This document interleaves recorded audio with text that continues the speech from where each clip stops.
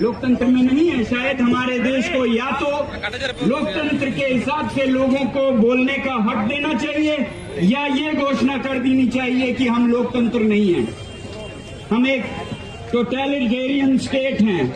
या वो कहें नहीं करेंगे तो फिर लोगों को आजादी दीजिए, सोचने का अधिकार, बोलने का अधिकार।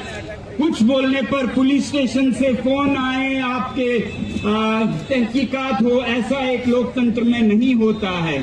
तो ये मुझे लगता है आज की सबसे जरूरत ये है कि हम लोकतंत्र को, डेमोक्रेसी को कारगर बनाएं, फंक्शनल डेमोक्रेसी बनाएं। और ऐसे ही घृणा मुक्त भारत, हेट फ्री इंडिया, आज हम एक दूसरे को जी घृणा मुक्त भारत, भय मुक्त भारत, जहां डर नहीं हो किसी का और जहां नफरत नहीं हो किसी से। ये नफरत के बीच में हम दुनिया में सबसे पीछे पड़ेंगे। एक दल दूसरे दल से शायद आगे जाए, एक राज्य दूसरे राज्य से आगे जाए, मगर दुनिया के बाजार में भारत सबसे पीछे रहेगा।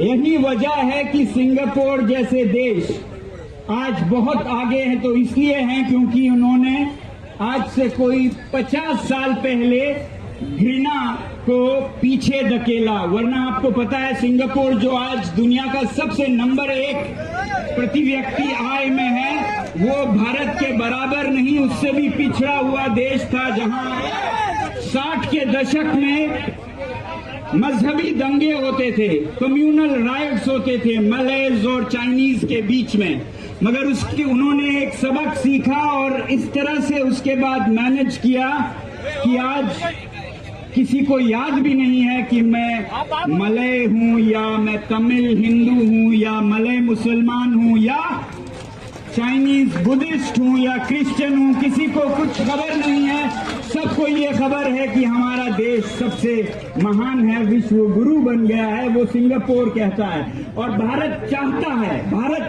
है तो रास्ता घृणा मुक्त भारत है, भय मुक्त भारत है। ये मैं आज आप लोगों से कहना चाहूंगा। अगर ऐसा करेंगे तभी हम ये सारे मुद्दे हल कर पाएंगे। वो चाहे शिक्षा का हो, बिना डर के हम बोल सकें, गलत हो रहा है तो उसकी जिम्मेदारी मांग सकें, उसका इस्तीफा मांग सकें, त्याग पत्र मांग सकें। कोई गलत नहीं मांग रहे हैं, कोई चांद सितारे नहीं मांग रहे हैं। कोई भी गलती हो तो कोई भी जवाब दे सरकार, संवेदनशील सरकार उसमें जवाबदेही लाना चाहते हैं। तो मुझे उम्मीद है कि हमारे प्रधानमंत्री जी भी चाहते होंगे कि मेरी सरकार संवेदनशील हो, मेरी सरकार जवाबदेह हो। तो जब इतने करोड़ों युवाओं पर असर हुआ और वो एक मांग कर रहे हैं तो उसे उन्हें पूरा कर देना चाहिए। ये मेरी आग्रह है उनसे,